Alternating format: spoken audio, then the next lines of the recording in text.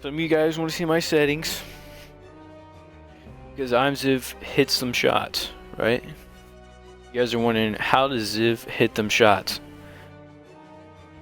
You know what? You guys are gonna figure that out today. Okay? So, first off, I play on a mouse and keyboard.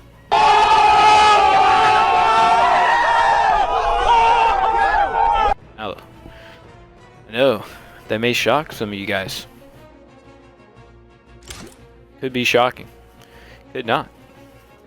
You could be like, man, I knew I was using a mouse this whole entire time. Oh yeah? Okay. Well, since I do play on a mouse, you guys are probably like, wait a second. I'm Ziv. I don't see the mouse and keyboard above your character's head. Good observation there. That's because I'm not playing native mouse and keyboard. I'm actually using a Zim XIM Apex. The Zim Apex. So it's basically an adapter. So before native mouse and keyboard came to Xbox, and you could play mouse and keyboard before that, but you had to buy a $100 adapter. USB plugs into your Xbox, then that USB goes to another port, another little device that has 3 USB slots, and you plug your mouse, your controller, and your keyboard into that. So, you know, it's kind of like a janky riggy type thing, you know what I mean? Okay. So I got like real used to that. So basically you have to bind all of your Xbox buttons on your controller to your keyboard or your mouse. So you don't have full you know, customizable options like normal PC do, right? Players do. Like, see, it still shows that I have Xbox controls. That's because I just have all of these buttons right here mapped to my keyboard or my mouse. So I have to press the same amount of buttons as everybody else who plays on a controller. Right? So that's why my sensitivity right here is all the way up. Because you know, you can only turn so quickly in the game, right? So Fortnite only allows you to turn so fast on a console. And since, you know, I'm not playing native mouse and keyboard, like just directly plugging it in, mouse in, you know, the USB and then keyboard to USB right into my Xbox, I am, you know, limited to the same turn speed as, you know, normal controller players.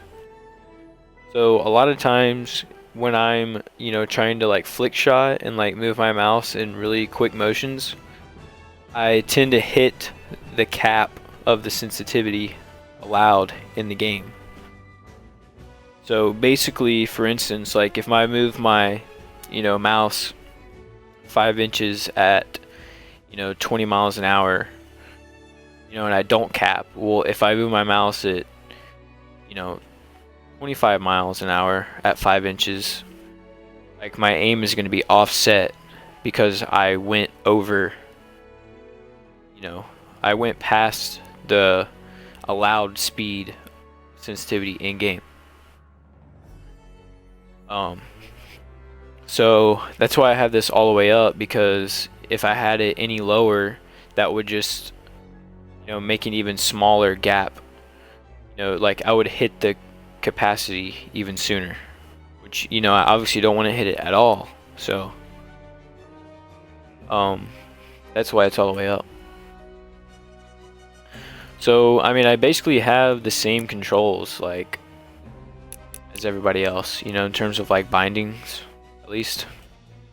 I mean, there's really no difference. Like, you guys could, bind this, like mine, to your controller. You know, I mean, I can't. I don't have any extra binds, like PC players do. So I'm still only allowed this. All of these options on a controller. All of these are just, mapped to my mouse and my keyboard.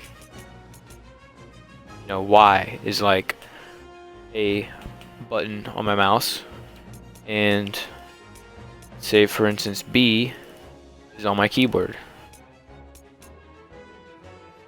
So I don't have any extra buttons. Like, I mean, literally the only thing different from Builder Pro is my one tap edit. That's basically it.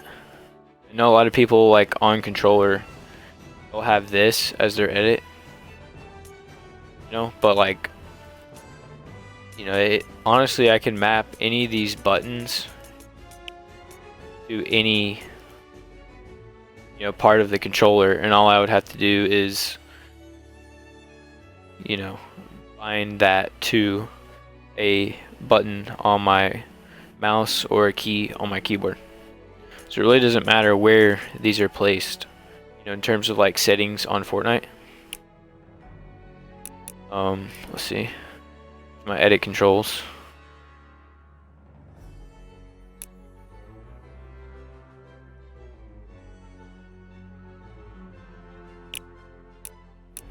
It's not really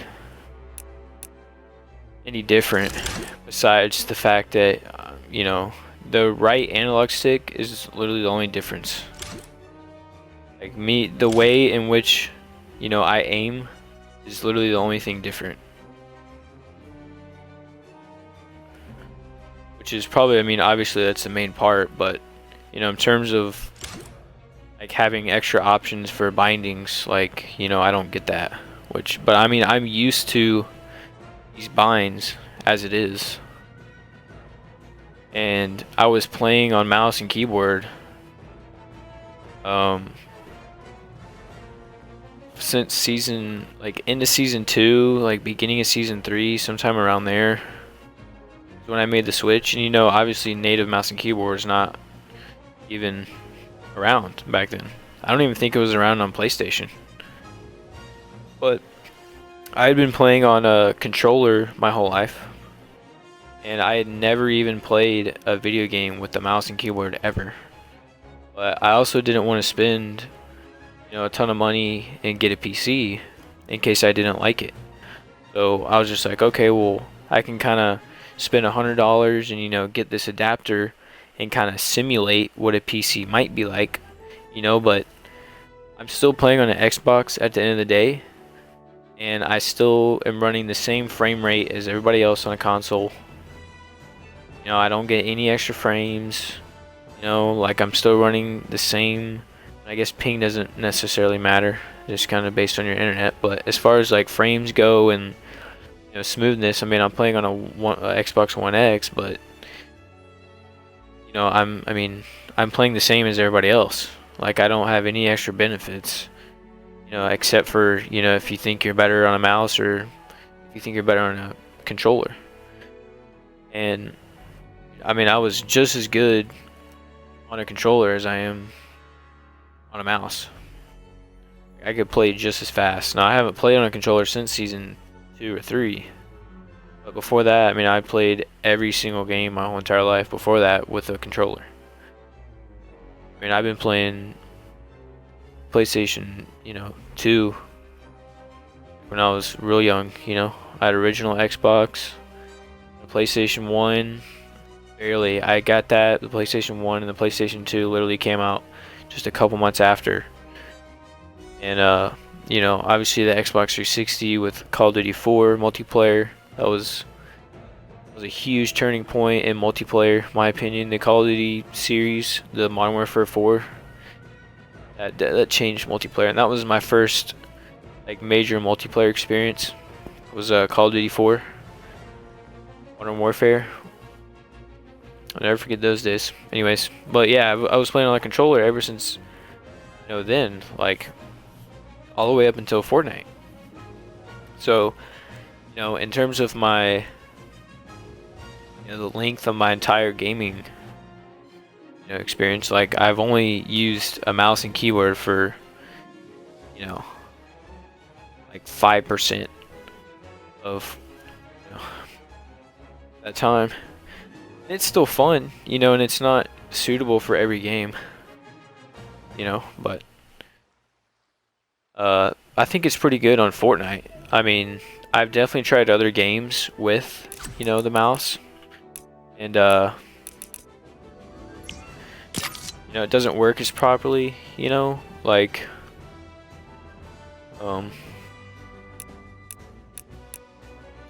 let's see, let me show you guys all this stuff. See, like, I don't have any extra controls or anything like that.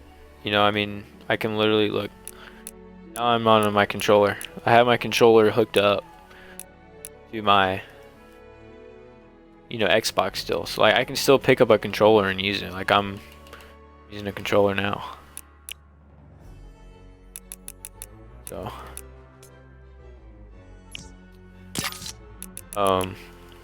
see, let me make sure you guys saw all my combat controls, my build controls. Everything's really the same. Like I said, like as Builder Pro, it's just basically the one-tap editing is really all I changed. Let's see. All my stuff's basically on max. For my build sensitivity, but it's a little bit easier, like, those small micro movements, like flick shotting is definitely better, but my sensitivity is kind of low, some people have said, for like a mouse, so I can't, like, it's not easy to do a 360 for me on a mouse, to turn all the way around, like turning to the side and stuff, like maybe, turning 90 degrees and 180 degrees, that's pretty quick. But once I go past that turning 180 degrees with one swipe mark, it's I kind of have to pick my mouse back up and reset it. But yeah, it's been interesting because every time they make these updates, I can really tell when they change the like sensitivities with consoles, because since I'm using a mouse, it still thinks I'm using a controller.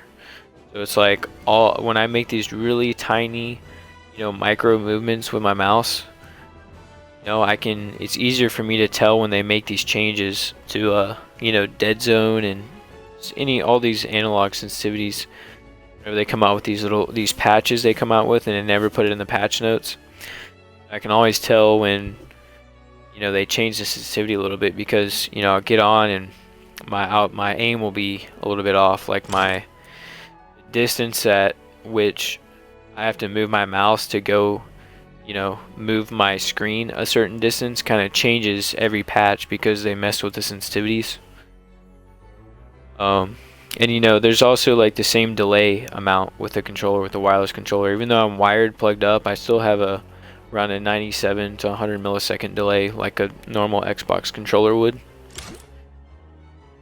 So it's just a simulation to a PC. Like, you're still playing on an Xbox. Even though I'm using a mouse, I'm still playing on the Xbox console.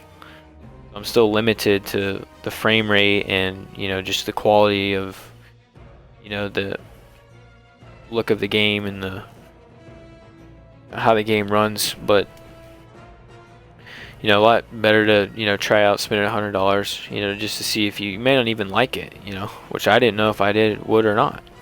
I was already good with a controller, and I was like, man, do I really want to like have to learn this new mouse and keyboard stuff when I'm already pretty decent on a controller? So, but it took me about a month to really get into it. you know, because I would try it out for a day and try it out for another day, and I would just be so bad. I didn't want to switch, and finally I just used it for 3 days straight, and ever since then I just never went back to controller. So but yeah, I mean, it's just like, you know, you trying out for, you know, keyboard and mouse for the first time. Like, if I were to try to switch back to controller, I would probably be pretty bad for my first, you know, few days to a week, you know, trying to get back into that. It's just because it's all about muscle memory, you know, and you build the muscle memory, and you know, it's muscle memory, you know, you don't even have to think about it. So you know, you gotta relearn that all over again, you know. So yeah, that's how I hit all my shots. You know, if you guys have a mouse and keyboard, you can just plug it right in and try it out. You know, you don't have to buy this adapter, but I'm so used to these binds that if I tried native, I would have so many extra binds to do, and I already have, you know, people would say that I have so little things bound right now, and I don't want to have to move my fingers and like press a whole ton of keys. So but anyways, there are my settings. When I used the controller though, you know, that was back in like season 2 or 3, but I would say for X and Y, like, don't go below 6 and don't go above, you know, 8.